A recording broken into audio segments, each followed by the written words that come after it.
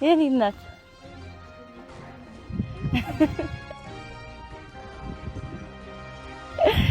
አንቺ ቤትሽ አትቀመጭም? ኧረ ተቀመጣለሁ። የኔ እናት እያጸዳሽ ነው ቤተክርስቲያን? ሰላም እናቴ እንዴት ትመጭሻለሽ? የኔ እናት እዚህ እንዴት ትገኛለሽ? የኔ ውድ እናት ባለፈው ጊዜ በአንቂ አንደበቶች ፕሮግራም ላይ ቀርባ ልብን በሚሰብርና በእንባ በተሞላ ሁኔታ የህይወት ታሪኳን ያካፈለችን ወጣት ጸገነት ሁላችን የምንታስታውሷት ይመስለኛል። እናቷ ባሏ እንደሞተ አምና ለ16 ዓመታት ያህል በጥቁር ልብስ በሐዘን ከኖረች በኋላ በአጋጣሚ በህይወት እንዳለና ጥሏቸው ሌላ ህይወት እንደመሰረተ ያወቀችበት በመጨረሻም እናት ወደ ገዳም ገብታ ጸገነት ብቻዋን ቀርታ በምሽት ህይወትና በከባዱ ጣውረድ ውስጥ ስታሳልፍ የነበረችበት ያ ታሪክ በሚሊዮኖች የሚቆጠሩ ሰዎች ልብ ነክቶ ሰንብቷል። ዛሬ ደግሞ ሙሉ በሙሉ ደስታን፣ ተስፋንና የኢትዮጵያውያንን ድንቅ ደግነት የያዘ አዲስ የምስራች ይዛ ተመልሳለች። ቪዲዮ ከተለቀቀ በኋላ በነበሩት ጥቂት ቀናት ውስጥ ብቻ ከአገር ውስጥና ከመላው ዓለም ካሉ ድንቅ ኢትዮጵያውያንና ኤርትራውያን ከ1900 በላይ ስልኮች ተደውለውላታል። ሰዎች አብረዋት አልቅሰዋል። እኛ እህት፣ ወንድም፣ እናት እንሆንሻለን በማለት ከጎኗ ቆመዋል።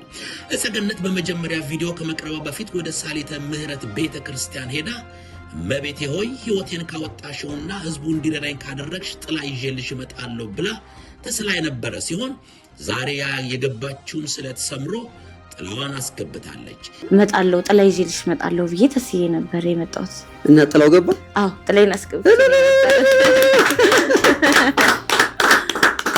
የሚገርመው ነገር ጸገነት ያንን አስቸጋሪ የምሽት ህይወትና መጠጥ ሙሉ በሙሉ እርግፍ አርጋ የተወች ሲሆን ወደ ዓለማዊ ሙዚቃ ላለመመለስ ወስናለች። ይልቁንም ፈጣሪን በዝማሬ ማገልገል ስለምትፈልግ የራሷን የዩቲዩብ ቻናል ከፍታ መንፈሳዊ ስራዎችን ለመስራት አቅዳለች። በሙያዋ የጸጉርና የጥፍር የሜካፕ ባለሙያ የሆነችው ጸገነት የራሷን የጸጉር ቤት ከፍታ ራሷን እንደምትደግፍ በውጭ ሀገር የሚኖሩ ወገኖች ሙሉ የጸጉር ቤት ዕቃዎችን ለመግዛት ቃል ገብተውላታል። የዚህ ፕሮግራም ስፖንሰር የሆነው ቴም ሪል ስቴት ደግሞ ትልቅ አርአያነት ባለው መልኩ የ5 ወር የቤት ክራይዋን ሙሉ በሙሉ በመሸፈን ከጎኗ መቆሙን አሳይቷል። ጠንካራ ነሽ የሚለውን ብቻ ለመግለጽ ኦልሞስት የ5 ወር አካባቢ የሚሆን የቤት ኪራይን ነው ለመሸፈን ያቀርበውና አሁን ላይ ጸጉር ቤቱን ለመክፈት የሚያስፈልገውን ቀሪውን የቤት ኪራይና ሌሎች ወጪዎችን ለማሟላት ህዝባችን ድጋፉ እንዲቀጥል ጥሪ ቀርቧል። የሚያስደንቀው ደግሞ አንድ ስሙ ያልተጠቀሰ በጣም የተቸገረ ወገን እንኳን ካለው ላይ 15 ብር ልኮላት እንደነበረ ስታወራ የሰው ልጅ ለሰው ልጅ ያለው ንጹህ ፍቅር የሚያስደንቅ የሚያስገርም ነው። እግዚአብሔር ሁሉን የፈጠረ አምላክ ሁሉን የሚያውቅ በቸርነቱ ያስብልኝ። የምድሩ የሚያልፍ የሚረግፍ የሚጠፋ ስለሆነ የማያልፈውን የማይጠፋውን የሰማዩን ጸጋ ይስጥልኝ። አሜን። እግዚአብሔር በሄዱበት እየቀደመ ይጠብቅልኝ። አሜን። ቸርነቱ የማያልቅበት አምላክ ብቻሽን ጥየሽ የመጣሁት ልጅ እነሱ ዘመድ ከሆኑሽ መድኃኔዓለም የገብረ መንፈስ ቅዱስ አምላክ የማገለግለው አምላክ ዘመድ ይሆንልኝ። አሜን።